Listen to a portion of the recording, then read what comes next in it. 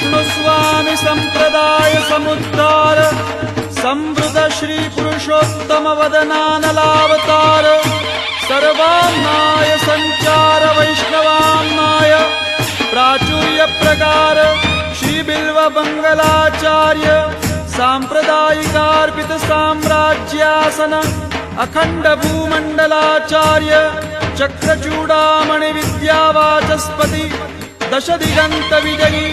श्री भागवत प्रतिपद मणिवर भावांशु भूषिता मूर्ति पदवाक्य प्रमाण पारावार पारीण भक्ति मार्गाब्ज मार्तंड